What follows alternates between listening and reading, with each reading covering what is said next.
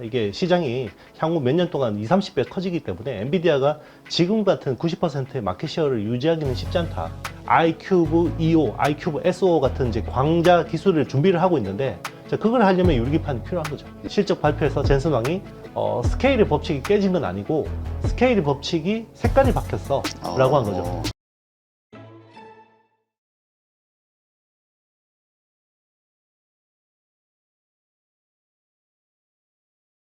네, 오늘 모신 분은 IT의 신 이형수 대표입니다. 안녕하세요. 네, 안녕하십니까? 자, 오늘 오신 날 마침 엔비디아의 실적이 어제 있었고 그것으로 인해서 시간에서 막 급등락을 거듭하더니 오늘 정규장에서 8% 마이너스 급락으로 나왔어요. 그래서 도대체 이게 뭘까? 이 실적 발표가 어떤 의미를 가지고 있길래 상당히 이런 중요한 변곡점에서 이런 현상이 벌어지지? 많은 분들이 좀 걱정을 하고 있네요. 어떤 상황입니까? 네, 뭐 실적 때문에 주가가 빠진 건 아닌 것 같습니다. 이제 전반적으로 미국의 테크주들이 크게 조정을 받았는데요. 필라델피아 반도체 지수는 정말 상당폭, 네, 6% 가까이 빠졌고요.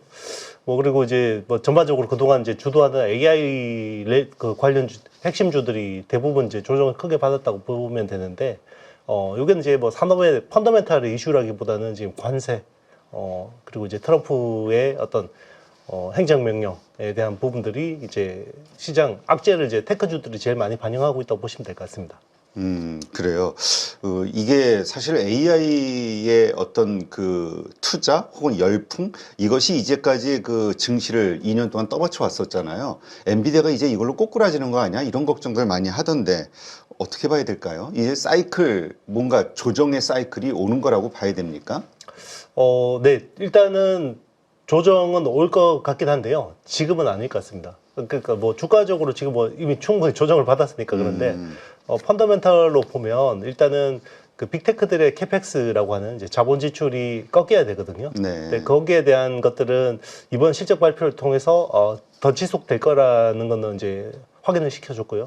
그래서 이제 제가 생각하기에는 올 하반기나 이제 내년에 캐펙스 컷에 대한 이야기들이 나올 거고, 그때부터 이제 본격 조정을 받지 않을까 생각하고, 지금 이제 빠지는 거는 결국 이제 그 어떤 외부적인 변수 때문에 이제 빠지는 거거든요. 요거는 이제 충분히 좀 어느 정도 회복을 할 수 있을 거라고 보고 있습니다. 상반기 중에 놓고 보면. 그렇다면은 네. 어제 혹시 젠슨 황이 했던 이야기 중에 우리가 악재로 받아들일 만한 내용은 없었던 거로 봐야죠. 네, 맞습니다. 일단 그동안 이제 제일 걱정했던 게 엔비디아 주가를 계속 누르고 있던 요인이 이제 블랙웰이라는 신제품이 출시가 안 된다라는 거였거든요. 근데 지금 시장에서 원래 그 예측했던 것들은 50억 달러에서 한 70억 달러 정도를 이제 블랙웰 매출을 했을 거다라고 했는데 110억 달러 했다고 확인을 시켜줬어요. 그러니까 수요는 굉장히 견조하다라는 거고요. 그리고 이제 공급에서 계속해서 GB200이라든지 이런 서버 쪽에서 발열 이슈가 계속 있었는데, 이제 그런 것들도 문제가 어느 정도 해결됐다고 볼 수 있는 게, 생산 계획 자체가 지금 굉장히 탄탄하게, 지금 수립이 돼 있습니다. 그렇기 때문에 일단 제가 보기에는 상반기 중에 이렇게 어떤 회사의 추세가 펀더멘탈로 꺾이는 거는 없다고 보고 있는데, 근데 이제 이런 지금 외부 변수들이 저는 이제 크게 이제 연초에 조정을 줬기 때문에 올 상반기 랠리는 그래도 좀 안정적으로 반등할 수 있지 않을까 생각합니다. 그렇군요. 네. 근데 지난번에 딥시크 발 충격이 있었잖아요. 네. 그래서 이 저가 모델 가지고도 충분히 네. A20인가요? H20인가요? H20이요. H20. 네. 이것을 가지고도 충분히 할 수 있다. 비싼 거 H100, 200 블랙웰 살 필요가 있느냐 이런 여러 가지 논란이 있었잖아요. 네네. 어떻습니까? 그와 관련해서 답이 좀 있었나요? 일단 이제 이번 엔비디아 실적을 통해서 이제 거기에 이제 딥시크에 대한 이런 어떤 해명은 없었지만, 일단 딥시크 자체가 좀 이제 알려진 것보다 좀 과소평가돼서 이제 이야기했다. 컴퓨팅 파워에 대해서. 왜냐하면 이제 량원펑이라는 사람이 기존에 가지고 있던 이제 그 퀀트 투자 회사가 있거든요. 네. 거기에 막대한 컴퓨팅 파워가 구축이 돼 있습니다. 아, 이미 기존에 있었던 상황에서 네, 추가한 것뿐이다. 맞습니다. 그래서 이제 정확하게 알 수는 없지만 일단 H100이 한 5만 장 정도는 구축이 돼 있다. 그 하이플레이어라는 이제 그 헤지펀드에 그런 이제 의혹들이 있고요. 그래서 뭐 지금 이야기한 수준의 아주 가벼운 컴퓨팅 파워 가지고 된 것 같지는 않은데 그럼에도 불구하고 기존 빅테크 대비해서는 굉장히 가볍게 그리고 이제 가성비 있게 구현된 거는 맞는 것 같습니다. 근데 이제 이번에 그 실적 발표에서 엔비디아가 이야기한 건 뭐냐면 젠슨 왕이 이야기한 거는 저 딥시크 모델로 인해서 그 데이터 학습 그동안 이제 그 사전 학습이라고 하잖아요. 우리가 네. GPT라고 하면 제너러티브 프리트레인드 그리고 트랜스포머의 약자잖아요. 그러니까 프리트레인드 사전에 이제 우리가 학습하는 거였고 기존 우리가 이제 작년까지 AI라 그러면 AI가 미리 열심히 학습을 해서 이걸 이제 답변을 빨리 뽑아주는 그게 이제 AI라는 컨셉이었잖아요. 근데 올해 들어선 AI가 좋은 답변을 뽑아내기 위해서는 계속해서 숙고를 하는 거죠. 그러니까 이제 자기 스스로 이제 생각을 되씹는 거죠. 되새김질해서 이제 좋은 답변을 내놓는 건데, 자, 이 숙고를 하는 과정에서 추론용 컴퓨팅 파워가 100배가 늘어난다고 이야기했습니다. 100배. 그러니까 좋은 답변을 하나 뽑아내려면 100배가 늘어난다. 그래서 그 사후 학습, 그러니까 프리트레인드에 대한 요 중요도는 좀 떨어지는 건 맞는데 딥시크 덕 때문에 근데 이제 포스트 트레이닝 그리고 테스트 타임 트레이닝 이쪽에 이제 수요가 폭발적으로 증가했다. 그래서 우리가 이 정도의 실적을 낼 수 있고 앞으로 가이던스를 제시하는 거다라고 이야기했습니다. 그래서 거기 수요에 대한 걱정은 제가 보기에는 당분간은 좀 괜찮지 않을까 생각합니다. 그런 의견도 좀 있었잖아요. 이 저가 모델 가지고도 이런 결과가 나왔다 이런 것 때문에 그거에 대한 주문이 많이 있지 않을까? 그리고 여기에서 전략적으로 그런 저가 제품에 대한 생산을 할 것이냐 아니면 엔비디아가 전략으로 계속해서 그 프리미엄급으로만 집중을 할 것이냐 주력을 이런 거에 따라서 전략에 따라서 또 여러 가지 상황이 달라질 수 있다 이런 얘기도 좀 있었는데 그에 대해서는 뭐 나온 결론이 아직은 없는 거죠. 뭐 그렇죠. 결론은 없긴 한데요. 딥시크라는 모델 자체가 의미 있는 게 뭐 가성비 있고 전성비 있고 이런 것도 좋은데 이걸 오픈 소스로 다 풀었잖아요. 방법에 대한 부분들을.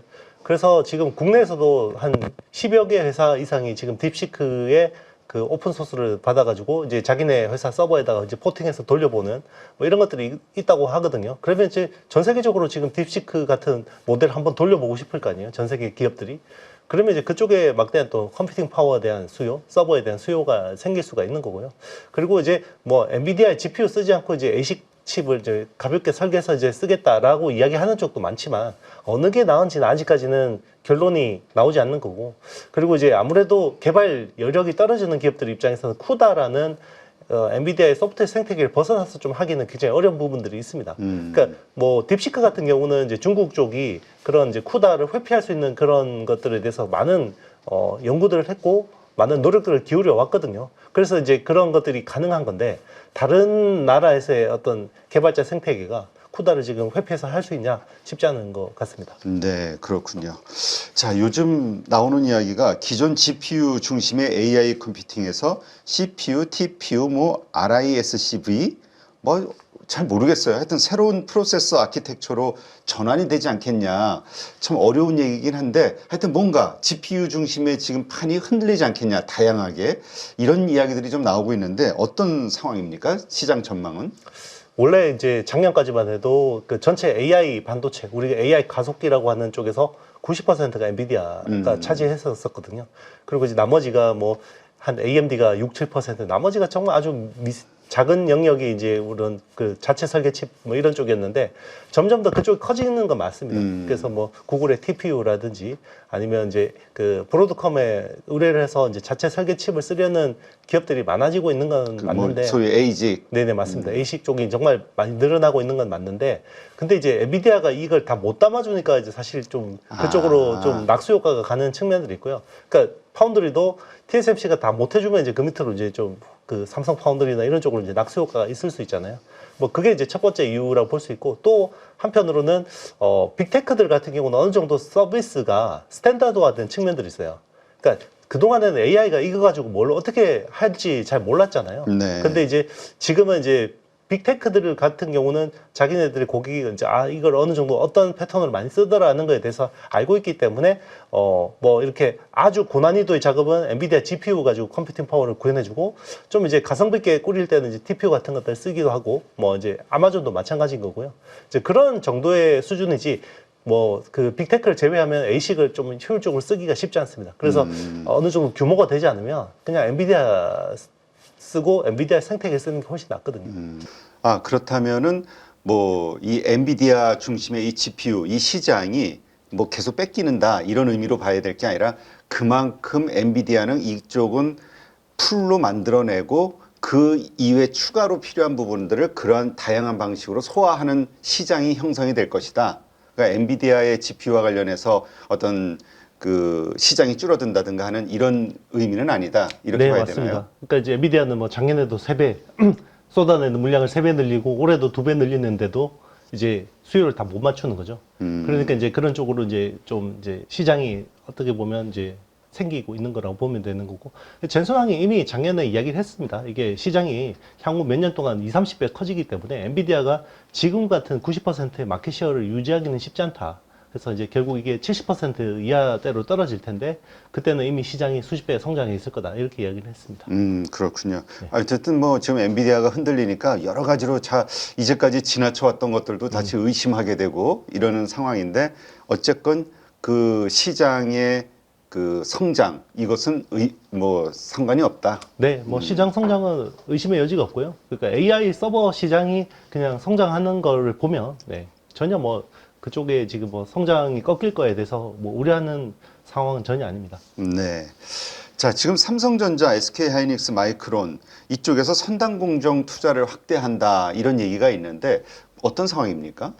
네, 일단 이제 메모리 3사 같은 경우는 지금 이제 HBM3E에서 이제 HBM4로 전환을 해야 되거든요. 네. 그러면 거기에 D램 납장이 들어가는 게 기존에는 1A나 1B, 1A면 14나노대고요.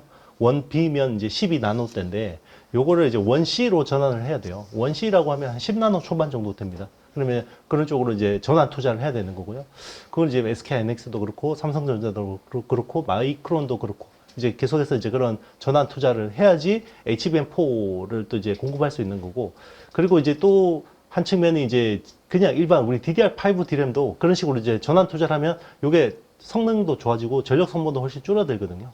그리고 요즘에 좀 핫해지는 시장이 이제 B2C용, 우리 이제 뭐 우리 개인 디바이스에 들어가는 AI에 맞춤화된 그 커스텀 메모리들이 많이 나오고 있는데 거기 대표적인 게 최근에 엔비디아가 공개한 GB10이라는 모델이 있어요. 이게 프로젝트 디지츠라고 해서 지난 CES 2025에서 이제 젠슨 왕이 그 개인용 슈퍼컴퓨터를 공개를 했거든요. 네. 거기에 들어가는 메모리는 이제 기존의 LPDDR 같은 것들 쓰지 않고 소캠이라는 이제 새로운 메모리 규격을 제공을 했어요. 제시를 했어요.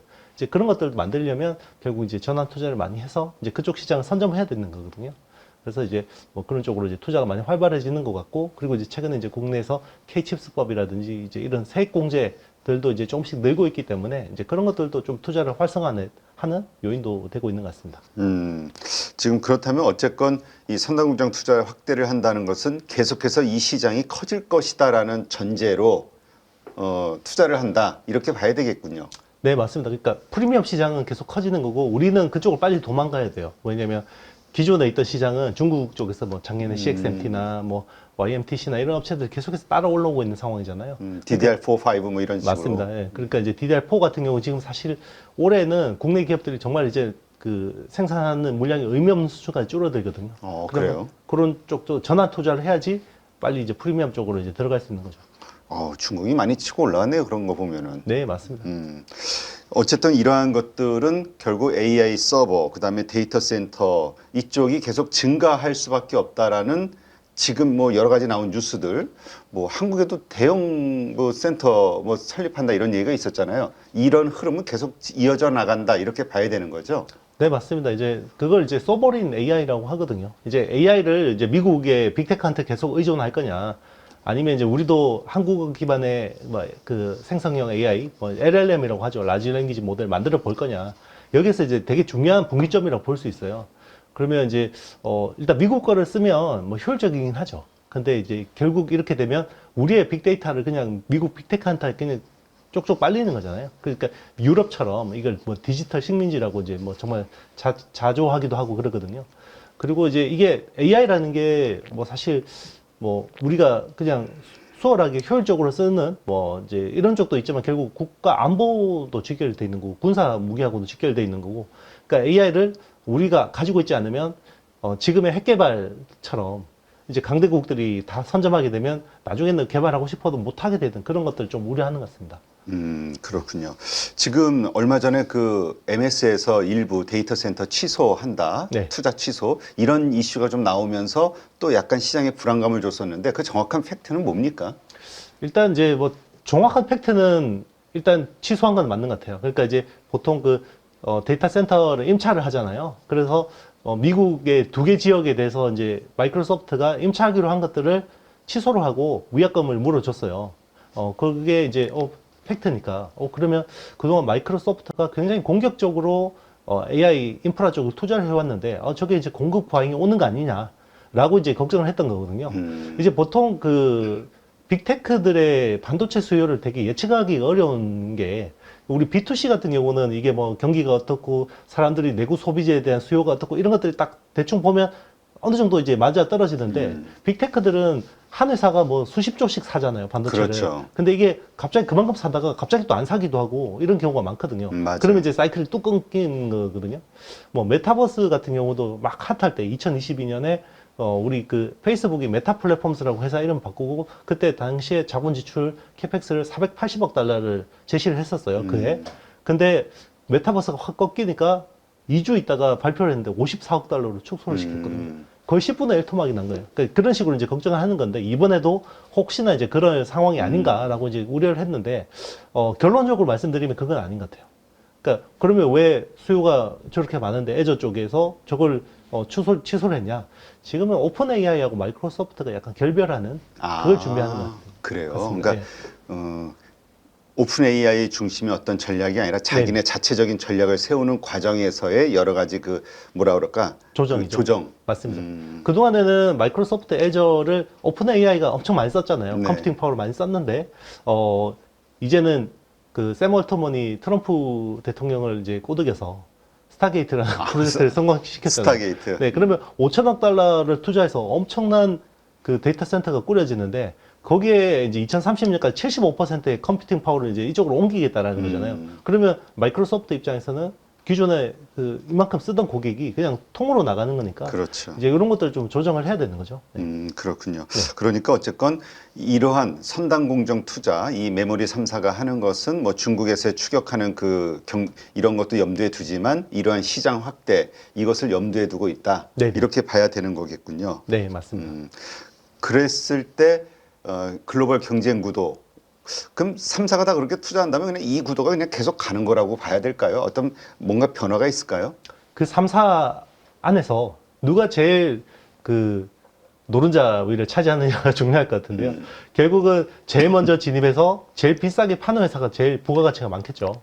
그래서 그동안에 보면 SK 하이닉스가 제일 먼저 들어가서 제일 비싸게 팔고 그다음에 이제 2등, 3등으로 들어간 업체들은 점점 더 계약 조건이 안 좋아지잖아요. 그렇죠. 이제 그런 게임들이 앞으로 펼쳐지겠죠. 그렇다면 지금 SK 하이닉스도 엔비디아가 흔들리면서 여러 가지 좀 주가 조정도 받고 약간 좀 불신을 받고 있잖아요. PER이 뭐 지금 5배 몇 배밖에 안 되지만 계속해서 이런 수익을 낼 수 있겠어라는 시장의 의심을 받고 있는 상황인데 그럴 필요가 없다. 엔비디아와 함께 계속 이 승자 구도는 계속 이어져 갈 것이다. 이렇게 봐야 될까요?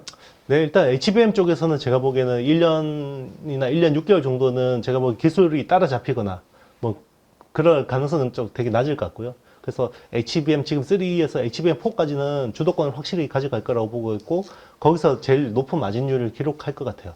그리고 이제 지금 B2C용 커스텀 메모리 같은 경우도 뭐 소켓이니 LLW니 이런 메모리들이 나오잖아요. 제일 먼저 누굴 찾아가냐면 하이닉스 찾아갑니다. 아, 그래요? 네. 일단 하이닉스한테 먼저 개발 의뢰를 하거든요. 왜냐하면 작년에 그 애플의 비전 프로라고 XR 디바이스 있잖아요. 거기에 LLW라고 하는 그 커스텀 메모리를 애플이 설계를 해서 이제 하이닉스한테 만들어 달라고 그랬는데 그것도 하이닉스가 있잖아요. 그러니까 이제 앞으로 이제 그런 커스텀 메모리들은 일단 하이닉스 먼저 찾아갈 것 같습니다. 그렇군요. 그렇다면 이번 선당 공정 투자 요것을 봤을 때 어떤 섹터에 투자를 하는 게 유리하다고 보세요?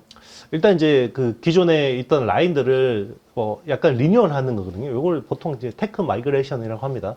그래서 뭐 14나노, 뭐 12나노를 10나노대로 전환하는 거기 때문에 그런 쪽에 이제 전환 투자를 하면 수혜를 보는 회사는 이제 보통 그 국내에서는 ALD라고 하는 원자층 증착 쪽 그런 쪽에서 수혜를 많이 보는데요. 그래서 뭐 유진테크나 아니면 주성 엔지니어링 뭐 이런 회사들이 수혜를 보게 되고요. 그리고 여기 이제 좀 정책 모멘텀이 또 맞물렸잖아요. 네. K-칩스법이 되면서 기존에 이제 대기업하고 중견기업 같은 경우는 세액공제가 15%에서 20%로 5% 늘어나요. 네. 그리고 중소기업 같은 경우는 25%에서 30%로 늘어나거든요. 그러면 그런 식으로 이제 세액공제가 되게 되면 그동안 미뤄놨던 투자들이 진행이 되잖아요. 그래서 이제 팹 투자가 활발해집니다. 그러니까 텁하게 하고 이제 클린룸 같은 팹을 꾸리는데, 클린룸 같은 팹을 꾸리면 제일 먼저 들어가는 장비가 인프라 장비라는 것들이 있고요. 네. 그래서 이제 보통 그 팹 꾸릴 때 들어가는 기본 장비들이 보통 CCSS라고 해서 이제 화학약품을 공급하는 장치나 아니면 뭐 스크러버 같은 오염 물질을 정화해서 내보내는 거나 아니면 진공 펌프 뭐 이런 쪽이 이제 많이 들어가는데, 뭐 CCSS 쪽은 뭐 국내에서 STI 같은 회사들이 담당을 하고 있고요. 뭐 스크러버 쪽은 GST나 유니셈 같은 회사들이 담당을 하게 되고, 그리고 이제 뭐 진공 펌프 쪽은 LOT 백큐ම් 같은 회사들이 뭐 좀 합니다. 그런 것들을 만약에 뭐 팹 투자가 지금 하이닉스 같은 경우도 M15X나 뭐 저기 삼성 같은 경우 평택 뭐 P4, P5 쪽으로 만약에 진행이 된다 그러면 뭐 그런 회사들 한번 보시는 것도 괜찮습니다. 네, 알겠습니다. 참고하시기 바랍니다. 자, 요즘 삼성전자가 기존의 유리기판이 아닌 뭐 GIS 유리기판? 전 차이를 잘 모르겠습니다. 네네. 집중하는 이유 뭐가 있습니까? 일단 이제 유리기판을 쓰는 이유는요. 네. 유리기판을 쓰면 굉장히 널쩍하게 만들 수 있어요. 기존에는 사실 플라스틱 기판을 쓰잖아요. 네. 그러니까 플라스틱 기판은 요게 면적을 계속 키우면요, 이게 딱 평평하지 않습니다. 근데 유리는 면적을 키워도 평평하거든요. 그래서 이제 요즘에 보면 그 헤테로지니어스 인테그레이션이라고 해서 이종칩끼리 막 여러 군데 하나의 이제 패키징에다 패키징 하잖아요. 네. 그럼 면적이 계속 커지는데 기존의 플라스틱 기판의 어떤 태생적인 한계가 여기에 하나 있고요. 그리고 이제 요즘에는 반도체 성능이 너무 좋아요, 프로세서가. 그래서 프로세서하고 메모리 간의 병목이 계속 생기거든요. 그러면 이게 속도를 더 빠르게 하려면 어떻게 해야 될까라고 하니까 기존에 이제 구리 기반의 그 전기통신에서 이걸 광 기반으로 바꾸려고 해요. 예전에 우리 인터넷 들어올 때 처음에 구리 통신 들어왔잖아요. 광섬유 들어왔잖아요. 네. 그 광 케이블이 이제 집안으로 들어오는데 똑같습니다. 반도체도 이제 그런 광으로 통신을 하게 되면 좋은 건데, 광으로 통신을 하게 되면 플라스틱 기판에서 하면 이게 로스가 많아요. 신호 손실이. 근데 유리기판 기반으로 하면 이게 이제 로스가 훨씬 적어드는 문제도 있고요. 그 장점이 있고, 그리고 이제 최근에 그 엔비디아 블랙웰 같이 계속해서 칩 자체에서 열이 나고, 발열 이슈. 네, 서버에서도 열이 나고 하잖아요. 근데 플라스틱보다는 유리를 쓰면 그 열 배출이 훨씬 좋습니다. 네, 그런 것들 때문에 이제 그 유리기판이 활발해지는 건데, 이게 원래 당초도 뭐 2030년 이런 이야기 하다가 로드맵이 제가 점점 빨라지는 추세예요. 네. 지금 근데 유리기판이 가능하겠느냐, 성공 가능성이 있겠느냐에 대해서 회의론도 좀 많잖아요. 네. 근데 지금 삼성전자가 이 유리기판에 지금 어느 정도의 기대감을 갖고 지금 뛰어드는 거라고 봐야 됩니까? 일단 뭐 삼성전자 차원에서는 제가 보기엔 그냥 이제 그 여러 아이템들 중에 하나로 이제 해보는 것 같고요. 그거 되게 많이 얘기했잖아요. 뭐 CXL이니 뭐 네네, 맞습니다. 온디바이스 AI니 뭐 여러 가지 그렇죠. 얘기 가운데 하나다. 맞습니다. 삼성전자는 그렇고요. 삼성전기는 여기 굉장히 많은 심혈을 기울이고 있습니다. 아, 삼성전기는. 네, 삼성전기가 하는 거는 기존의 플라스틱 기판을 이제 유리기판으로 대체하는, 요걸 이제 글래스 코어 기판이라고 하긴 합니다. 그리고 이제 삼성전자가 하는 거는 기판이라기보다는 그 위에 그 프로세서하고 HBM을 연결하는 그걸 실리콘 인터포저라고 하거든요. 그 실리콘 인터포저는 그냥 반도체 칩하고 똑같아요. 기존에는 근데 반도체 칩을 가지고 요거를 이제 기판으로 쓰니까 얼마나 비싸고 면적도 300mm 웨이퍼 잘라가지고 몇 장 안 나오잖아요. 네. 근데 면적은 점점 커지고, 그러니까 이제 TSMC 같은 회사들이 기존의 실리콘 인터포저를 이제 유리 인터포저로 바꾸려고 하고 있거든요. 그래서 그런 것들을 흐름을 따라서 이제 삼성전자도 기존의 실리콘 인터포저 대신에 이제 좀 유리 인터포저 쪽으로 이제 확장하는 거라 보시면 됩니다. 그래서 네, 조금 달라요. 그렇군요. 약간 다르군요. 네네. 일단 저는 기본적으로 유리기판 하면은 그 전력을 네. 아주 감소를 많이 시킬 수 있다. 이런 네네. 차원에서 지금 뭔가 대안으로 뭐 지금 개발이 되고 있다. 이렇게 이해를 하고 있는데 네네. AI 반도체나 그 고성능 컴퓨팅 시장에서 기존 반도체 패키징 기술보다 갖는 차별점이 있다면 뭐 여러 가지가 있겠죠. 그 네네. 외에 또 뭐가 있을까요? 유리기판을 쓰면요. 네. 일단 제가 좀 전에 말씀드린 것처럼 그 반도체 통신에서 기존에 이제 구리 기반의 통신을 쓰는데 요게 광 기반으로 바뀌면 요걸 이제 보통 실리콘 포토닉스라고 하거든요. 이제 광 기반으로 하면, 근데 문제는 반도체는 광 통신을 받아들일 수가 없어요. 그러면 광통신을 전기통신으로 바꾸고 전기통신을 광통신으로 바꾸는 트랜시버라는 게 필요해지거든요. 자, 그 트랜시버가 기존에는 우리 그 메인보드에다가 들어갔겠죠. 근데 메인보드에 들어가면 여기 또 메인보드하고 트랜시버 간에 또 거리가 있으면 이게 또 로스가 생기잖아요. 네. 그래서 지금 앞으로 트렌드는 어떻게 되냐면 그 어드밴스드 패키징 위에다가 트랜시버가 그냥 아예 올라가 버리는 겁니다. 이제 그런 식으로 이제 패키징이 진화하고 있거든요. 그래서 그러면 그런 식으로 되면 유리기판의 어떤 그 확장성, 그 효율성이 굉장히 많이 올라갈 수 있잖아요. 이제 그런 쪽으로 이제 계속 어플리케이션들이 많이 늘어날 수밖에 없는 거죠. 특히나 이제 서버용 AI 반도체 쪽에서는. 그렇군요. 지금 그렇다면 삼성전자는 어쨌든 이쪽에서 뭔가 이제 의미 있는 결과를 얻기 위해서 어쨌든 뭐 그 언론에 꺼내놨고 또 거기에 맞춰서 투자를 한다라는 것은 이제 또 결과를 기대하는 거니까 어느 정도 가능성이 아예 없다면 하진 않겠죠. 네, 맞습니다. 뭐 이거를 성공하지 못하면요. 삼성이 TSMC의 이제 코어스라는 기술이 이제 엔비디아가 지금 거의 적용해서 쓰는 기술이잖아요. 2.5D 패키징이라는 기술인데 요게 칩온, 웨이폰, 서브스트레이트라고 해서 요거를 TSMC한테 다 맡기고 있잖아요. 근데 삼성도 이런 류의 어떤 패키징을 가져와야 되잖아요. 그러면 삼성이 그걸 하려고 만든 게 아이큐브라는 기술인데, 그러면 TSMC 코어스는 여기에다가 이제 실리콘 포토닉스까지 기술이 가미가 되면 칩 업체들이 더 TSMC 쪽으로 갈 거 아닙니까? 그럼 삼성은 이거를 우리도 오세요, 우리도 준비되어 있습니다라는 걸 보여줘야 되는데, 그게 이제 아이큐브 EO, 아이큐브 SO 같은 이제 광자 기술을 준비를 하고 있는데, 자, 그걸 하려면 유리기판이 필요한 거죠. 그렇군요. 네. 이게 나중에 뭐 파운드리 관련해서도 네. 뭐 어떤 여러 가지 그 성장 전략에 필요한 하나의 중요한 아이템으로 봐야겠군요. 맞습니다. 지금 뭐 이제 그 HBM에서 제일 밑에 베이스 다이를 커스텀 해주는 게 굉장히 중요한 이슈잖아요. 나중에는 기판도 커스텀해서 달라 그러면 거기에 맞춰주려면 유리기판에 옵션을 하나 가지고 있는 게 되게 중요한 거죠. 요즘 그런 기대감이 좀 떠오르고 있더라고요. 지금 TSMC가 거의 그 독점 이슈가 이제 커지고 있잖아요. 거의 뭐 지금 독점 상황이니까 이것 때문에 반독점법에 의해서 이렇게 좀 여러 가지 어려움이 좀 있지 않겠냐. 그때 이제 반대 수혜로 받을 수 있는 게 삼성전자가 될 수 있지 않겠냐. 그러니까 좋은 파운드리에서의 기회가 오고 있는 거 아니냐. 이런 의견들도 있던데 어떻게 보세요? 네, 충분히 기회가 있습니다. 근데 이제 그 기회를 잡으려면 이제 그런 어떤 구도의 변화뿐만 아니라 그 구도 변화 안에서 우리가 TSMC하고 그래도 똑같이는 못하지만 우리가 그래도 한 90%, 95%는 맞춰줄 수 있어요. 이 정도 돼야 되는데 그러려면 이제 TSMC가 하는 거에 빨리 따라가는 게 중요한 거죠. 그러니까 결국 우리 기술력도 중요하다. 맞습니다. 앞으로 그런 측면에서 이런 미래 기술 투자 네. 또 개발 이런 것은 뭐 호재로 봐야 되겠군요. 네, 맞습니다.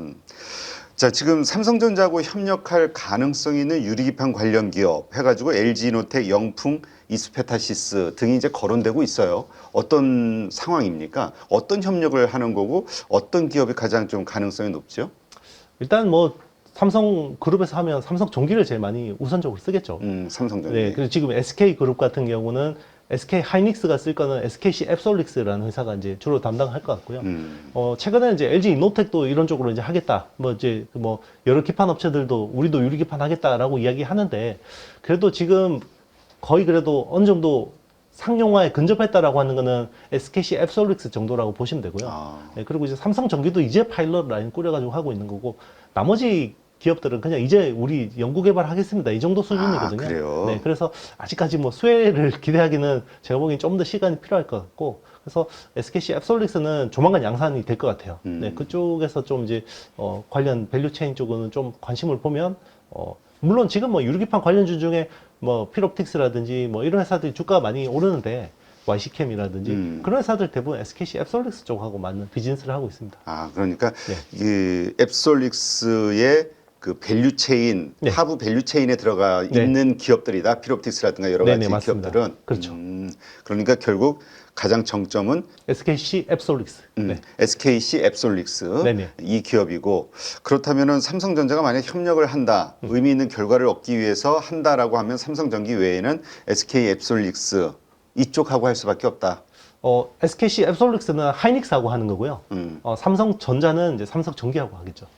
네. 그 외부 기업들을 추가적으로 받을 이유는 없다 아직까지는. 아직까지는 뭐 이걸 확장할 이유는 없잖아요. 일단 의미 있는- 삼성전기 먼저 쓰고 나중에 이제 이거를 다변화할 수도 있겠죠. 네. 그렇다면 저는 마찬가지로 삼성전기 네. 밸류체인, 네. 하부 밸류체인에 있는 기업들이 또 부각이 될 네, 가능성이 맞습니다. 있겠네요. 그렇죠. 그런 기업들은 어디예요? 최근에 이제 부상하는 게 그 캠트로닉스 같은 회사, 그리고 KC텍 뭐 이런 회사들이 조금 이제 관심을 받고 있습니다. 아, 그렇군요. 네. 자, 근데 이 삼성전자뿐만이 아니라 지금 나오는 뉴스 보면 인텔, 마이크론 뭐 이런 쪽도 유리기판을 연구하고 있다고요? 어느 정도 진척돼 있는 상황입니까? 일단 유리기판을 제일 먼저 공개했던 회사는 인텔입니다. 인텔이 한 3년 전에 이제 처음으로 유리기판이라는 걸 샘플을 가지고 나와서 이거를 우리가 2030년 이전까지 적용하겠다고 했는데 아시겠지만 인텔이 요즘에 뭐 연구개발이나 이런 쪽에 예산이 제대로 지금 들어오는 상황이 아니잖아요. 팩케싱어 이제 지금 사태 이후로 아무래도 이제 그런 신개발 쪽으로 막 지금 속도가 굉장히 많이 떨어져 있는 상황이고 지금 회사 쪽에서 뭐 지금 브로드컴하고 TSMC 쪽에서 판다 이런 이야기가 나오고 있는 그렇죠. 상황이기 때문에 그런 쪽으로 지금 막 속도를 내기는 쉽지 않은 상황이고요.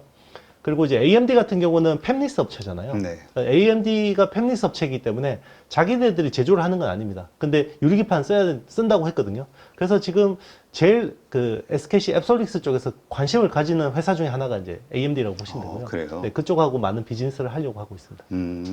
지금 그렇다면은 삼성전자 아직 절대적으로 이쪽 관련해서 강자는 없는 상황으로 봐야겠네요. 삼성전자나 그 뭐 SKC 앱솔릭스나 지금 이쪽에서 추진하는 것들이 결국은 세계 유리기판의 어떤 흐름을 알 수 있는 정점이라고 봐야 되는 건가요? 그 앱솔릭스가 올해 한 하반기 되면 제품이 나올 거거든요.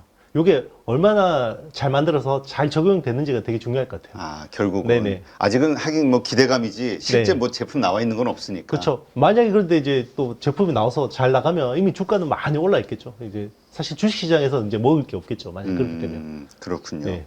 그렇다면은 앞으로 이 기업들이 계속해서 글로벌 시장에서 우위를 차지하기 위해서 뭐 어떤 전략이 필요한 건가요? 그러니까 이제 그 유리라는 머티리얼 자체가 수율을 잘 내기가 되게 힘들어요. 그러니까 수율이라는 거는 그 투입한 제품 대비해서 양품이 얼마나 나오는지가 되게 중요하잖아요. 그러니까 우리가 보통 반도체는 실리콘 기반으로 많이 하잖아요. 근데 실리콘 기반의 어떤 요 물성에 대한 것들은 굉장히 많이 스터디가 돼 있을 거고 많이 이미 표준화돼 있잖아요. 장비들도 많고.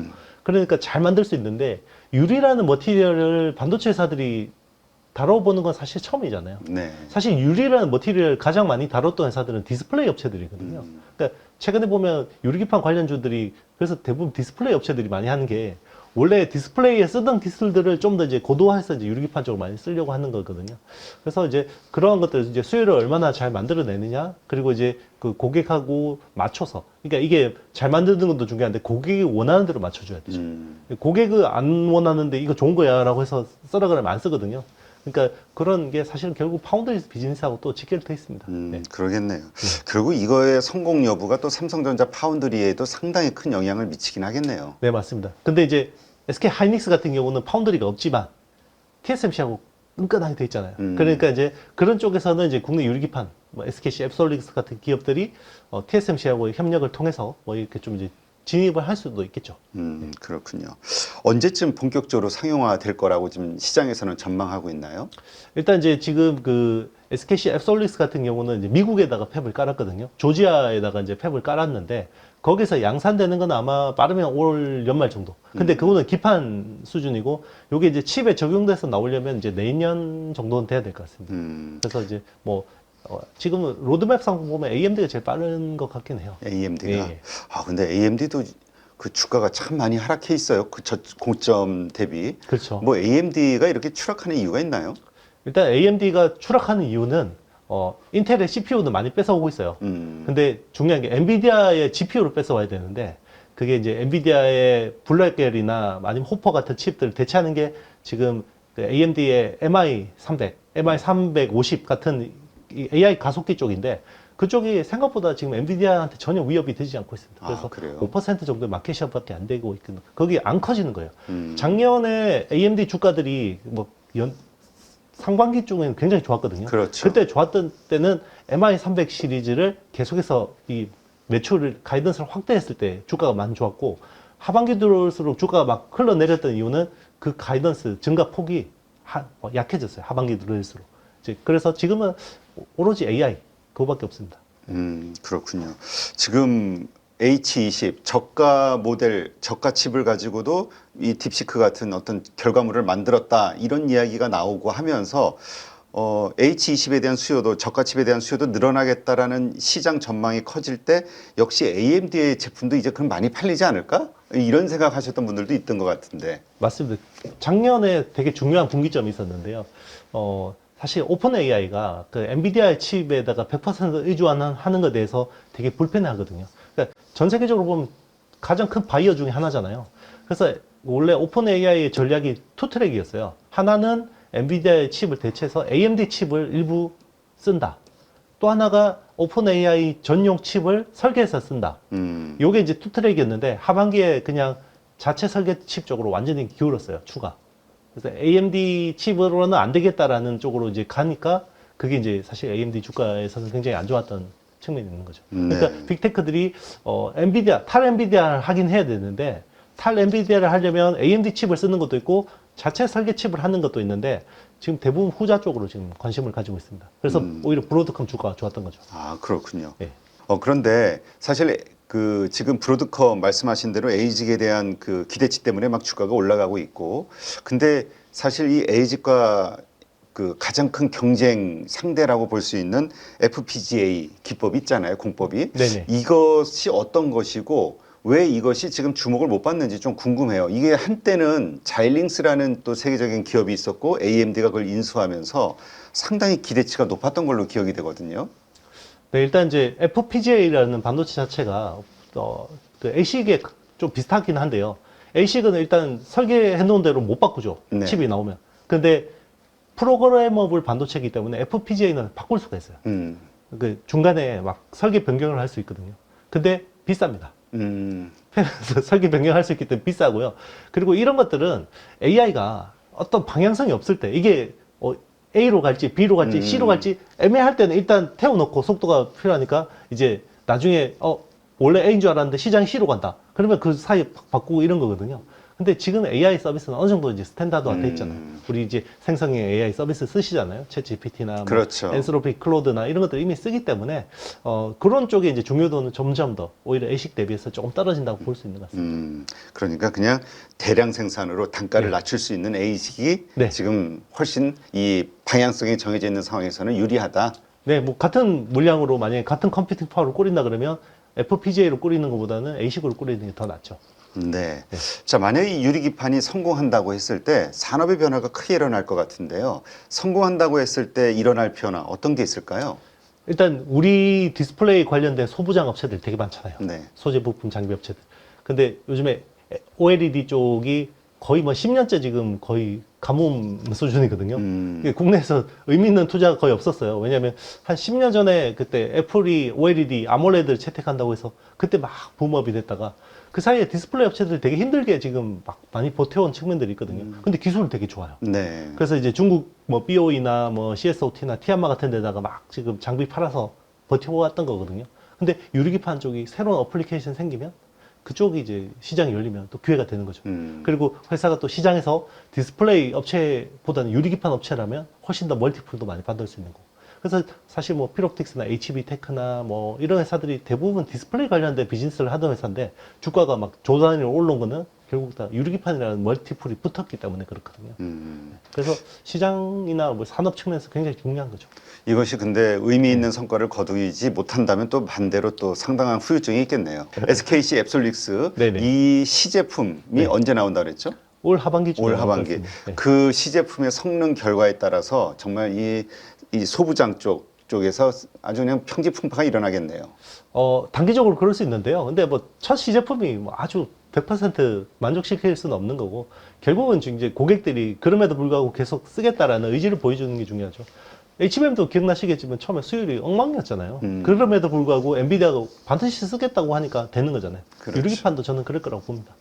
그 과정 속에서 포기했던 삼성전자는 이렇게 후유증을 겪고 그렇죠. 계속했던 SK하이닉스가 그걸 열매를 따먹을 수 있었던 것처럼 맞습니다. 유리기판도 똑같은 일이 벌어질 수 있어요. 같은 상황이 네. 될 수 있다. 그렇죠. 저거 뭐 수율도 안 나오고 저거 뭐 언제 해서 저거 되겠냐라고 뭐 하지 말자라고 하는 회사하고 그래도 어떻게든 뭐 해보자라는 회사고, 물론 이제 그게 뭐 시장이 어떻게 될지 모르겠지만 그래도 후자 쪽이 그래도 좀 더 희망적이지 않을까 생각합니다. 그렇다면 지금 그 관련해서 열심히 투자하고 연구하고 하고 있는 그 관련주들 네. 어디가 있습니까? 일단 이제 SKC 앱솔릭스 쪽으로 이제 오랫동안 연구 개발해서 이제 양산 수준까지 온 장비 회사는 이제 필옵틱스라는 회사가 있고요. 그리고 여기 케미칼, 이제 뭐 슬리밍하고 뭐 구멍 뚫고 해야 되니까 이제 케미칼 많이 쓰잖아요. 그런 쪽에는 이제 YC캠이라는 회사가 이제 하고 있고요. 그리고 이제 뭐 이런 쪽 검사 쪽은 HB테크. 그리고 이제 또 유리 슬리밍, 시각 쪽하고 이제 그 TGV라고 해서 이제 그 상하판 연결하는 그 고리 쪽으로 이제 그쪽 가공하는 쪽이 이제 캠트로닉스. 그리고 이제 요게 얇아지면요. 네. 유리에 그 어떤 편차가 있으면 안 돼요. 어떤 쪽이 더 많이 깎이고 덜 깎이고 그렇지, 이러면 안 일정해야 되잖아요. 되니까. 네. 그런 쪽에는 이제 CMP라고 해서 화학기계적 연마라는 이제 공정을 많이 쓰는데 그런 쪽에서 이제 국내 유일의 CMP 장비 업체는 K시텍. 네. 그리고 이제 거기에 들어가는 CMP 슬러리 소재도 같이 납품합니다. 이렇게 말씀하신 네. 이 종목들 이게 하나의 그 밸류 체인을 형성하고 있다. 네, 이렇게 뭐, 봐야겠군요. 뭐 아직 막 이렇게 밸류 체인이 형성된 건 아니지만 그렇게 될 가능성이 높은 가능성이 거죠. 있다. 네, 맞습니다.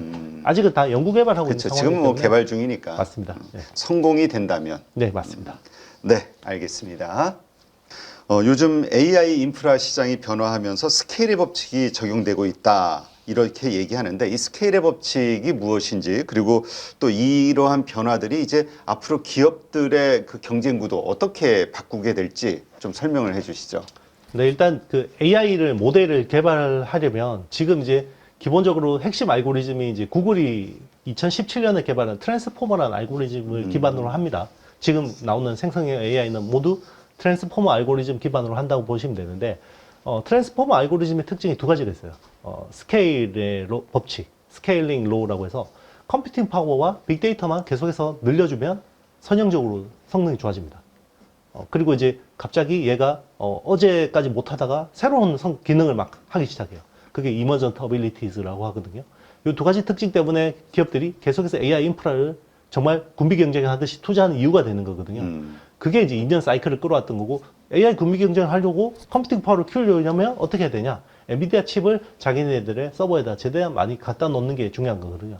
그게 이제 엔비디아 랠리, 엔비디아 친구들의 랠리를 끌어온 이유인데 최근에 이제 딥시크 사태 이후로 저 스케일의 법칙 깨졌다 라고 이야기를 한 거죠. 그래서 스케일의 법칙 깨졌으니까 그러면 엔비디아는 이제 주식이 매력이 없어진 거잖아요. 엔비디아 그렇죠. 친구들 TSMC하고 SK 하이닉스 이런 회사들 같이 이제 조정을 받은 건데 이번에 이제 실적 발표에서 젠슨 왕이 스케일의 법칙이 깨진 건 아니고 스케일의 법칙이 색깔이 바뀌었어 라고 한 거죠. 기존의 스케일의 법칙은 프리트레인드 학습에만 집중이 돼 있었던 건데 지금은 포스트 트레이닝 사후 학습이랑 그리고 중간에 테스트 타임 트레이닝 그러니까 답변을 내기 전에 숙고를 하는 과정 거기서 들어가는 막대한 컴퓨팅 파워 그게 이제 중요하다라고 이야기한 거죠. 그래서 시장이 오해를 했구나. 우리가 프리트레인드 쪽 학습만 받고 이게 추론 쪽에서 늘어나는 것들 좀 과소평가했구나 라고 한 거죠. 네.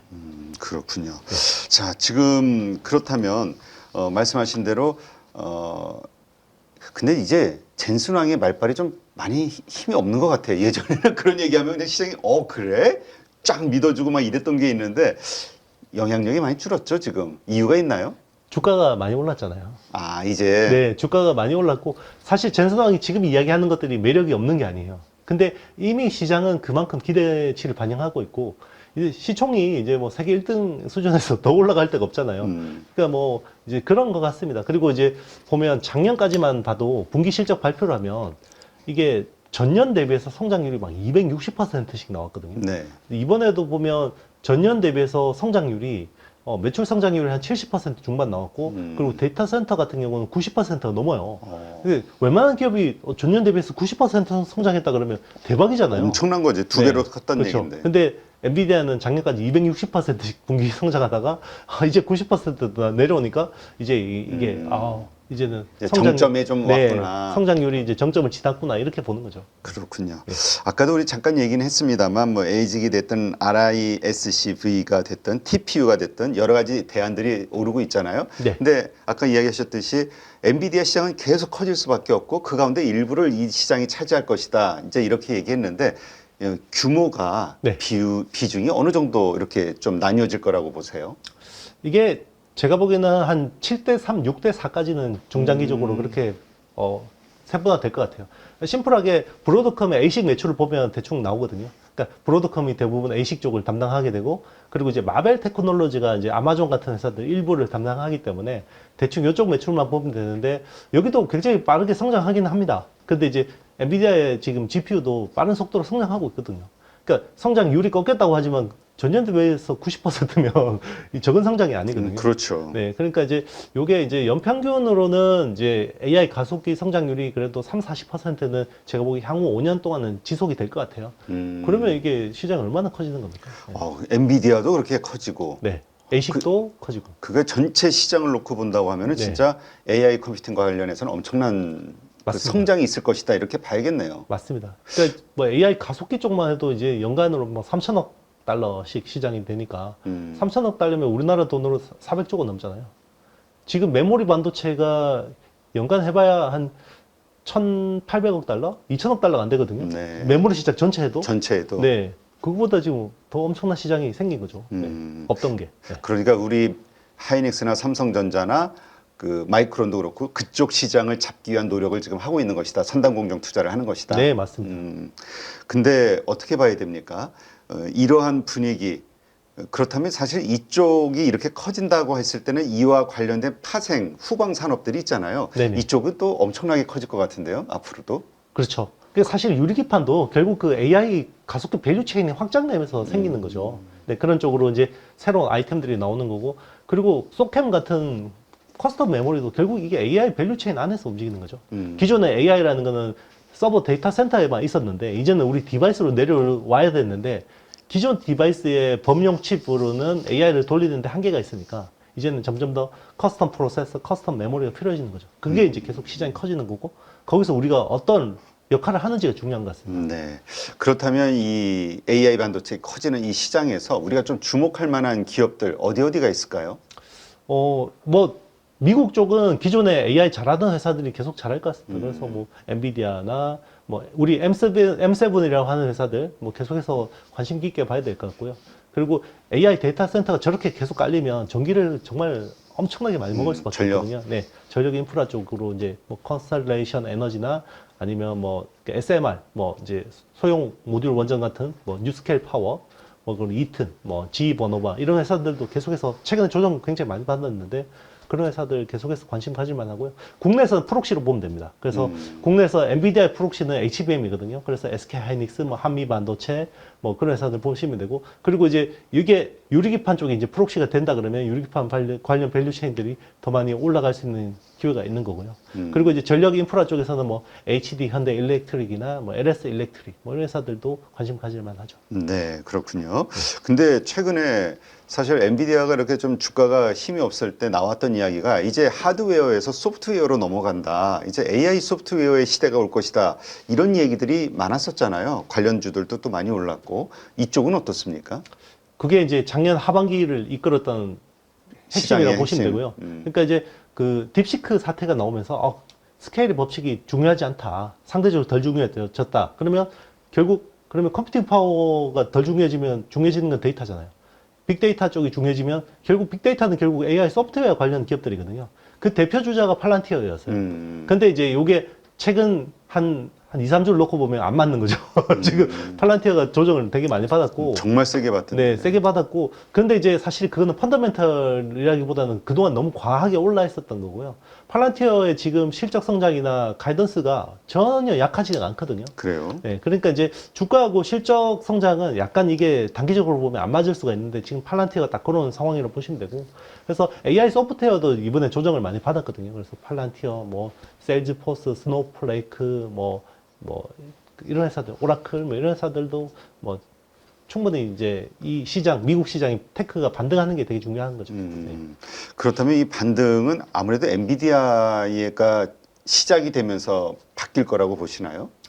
뭔가 트리거는 줄 것 같은데요. 이제 트럼프한테 기대를 달려있지. 네, 달려있죠. 사실 뭐 AI가 지금 뭐 펀더멘털이 안 좋아서 이게 실제로 뭐 마이크로소프트의 캐펙스 컷 때문에 빠진 거였다 그러면 저게 이제 그러면 뭐 이걸 저 같은 사람이 산업을 분석해서 이러는 건데 지금은 그 이슈하고 전혀 상관없이 그렇지 뭐 관세. 네, 트럼프의 관세고 뭐 지금 뭐 그것 때문에 빠진 거니까. 그렇지. 중국에다 네. 또 추가 관세 10% 더하겠다 뭐 맞습니다. 이래 버리니까. 그렇죠. 이거는 사실 뭐 제가 분석할 영역은 아니고 정치학자들이 분석해야 되는 건데 저는 그래 또 이제 이게 언제 그랬다는 듯이 또 말을 바꾸는 게 트럼프이기 때문에 또 이게 이런 그 공포가 좀 완화가 되면 시장이 또 이제 트럼프의 관세 리스크에 좀 적응이 되면 충분히 또 반등을 모색할 거라고 보고 있습니다. 하여튼 이럴 때마다 이제 시장에서 불안해서 하는 얘기겠지만 AI 버블론이 나오잖아요.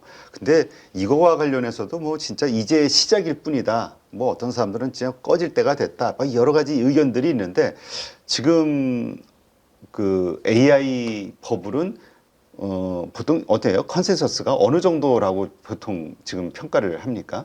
제 생각에는 이제 보통 혁명이라고 하는 사이클은 10년이거든요. 네. 산업으로 보면 예전에 뭐 모바일 혁명, 스마트폰 나왔을 때 그리고 이제 인터넷 혁명도 이제 90년대 말에 나왔을 때 보통 사이클 10년인데 주식시장 사이클이 중요하잖아요. 대부분 그렇죠. 여기 투자하시는 분들이 보는 거니까 주식시장 사이클은 5년입니다. 왜냐면 5년이 지나면 정점이 지나요. 이 전체 그 빅 사이클 자체가. 그러니까 그 뒤로 먹을 게 별로 없거든요. 그러면 AI 혁명이라는 게 2022년 10월에 시작됐다 치면 아직 뭐 2년 딱 밖에 안 됐고 아직 사이클이 절반이 남아있잖아요. 물론 탄력도는 이제 점점 떨어집니다. 그러니까 아직까지 제가 보기에는 한 1년, 2년은 남아있는데 단기적으로 올 하반기에는 빅테크들의 캐펙스 컷 이야기가 있을 것 같아요. 그러면 빅테크들 캐펙스 컷 하면 AI 랠리가 끝난 거냐? 아닙니다. 그게 또 다른 쪽으로 가요.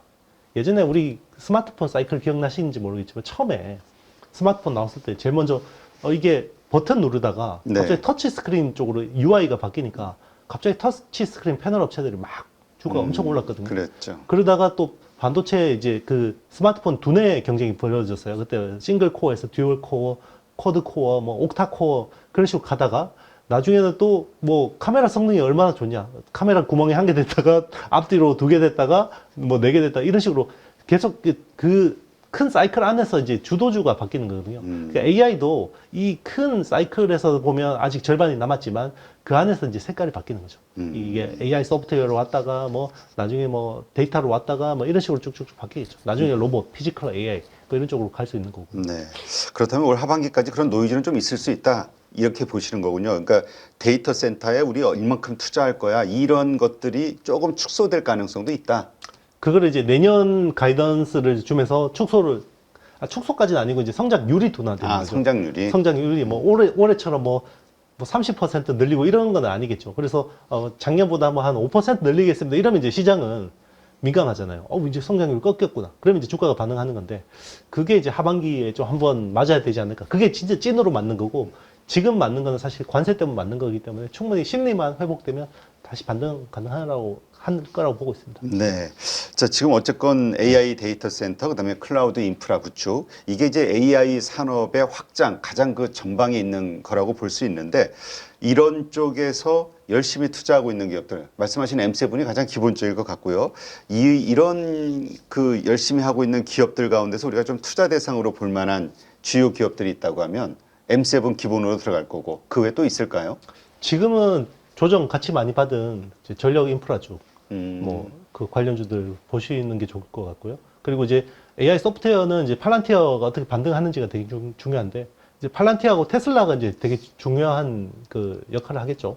그럴 경우에는 이제 AI 소프트웨어 기업들도 충분히 이제 반등할 수 있을 거라고 보고 있습니다. 그래서 뭐 예, 제가 말씀드린 회사들 중심으로 많이 관심을 가지고 보시면 기회가 있을 것 같습니다. 네.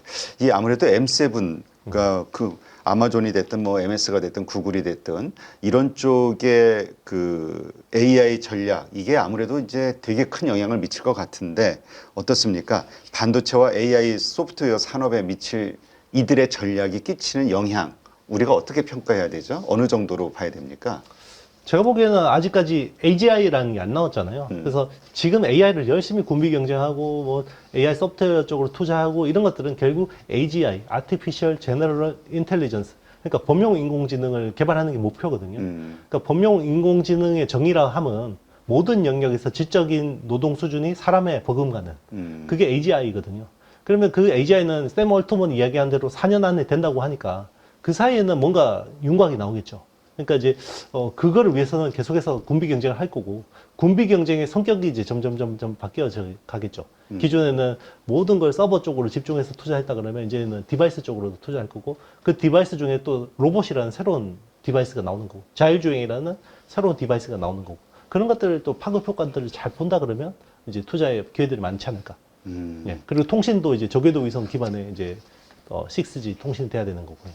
지금 말씀하신 그 AGI 네. 이제 설명을 해주셨지만 거의 인간 수준에 맞는 어떤 추론 능력.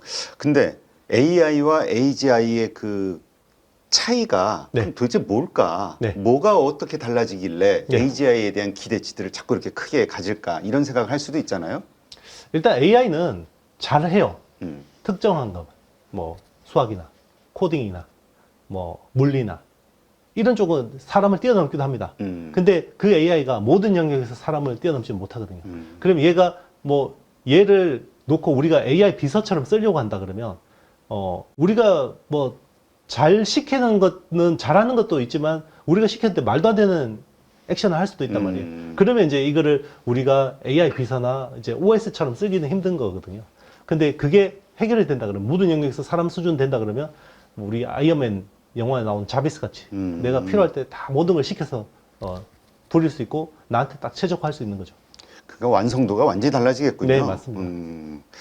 자, 지금 팔란티어 말씀하셨는데 이 한국인들이 가장 많이 산 주식 중에 하나로 지금 표현이 되더라고요. 요새 이 급락장에서도 계속 사모으고 있다고 하던데 뭐 스노우플레이크 같은 이런 데이터 분석 기업들이 계속 부각이 되고 있잖아요. 이들의 미래 전망 어떻게 보세요?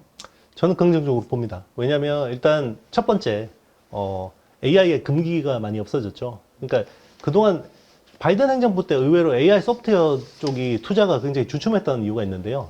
자꾸 해서 안전성을 대해서 입증을 요구했거든요. 그러니까 안전성 입증을 요구하다 보면 그 관련 기업들이 사실 투자가 되게 위축될 수밖에 없거든요. 근데 트럼프는 일단 다 해. 다 하고 나중에 문제가 있으면 우리가 들여다볼게 라는 방식이거든요.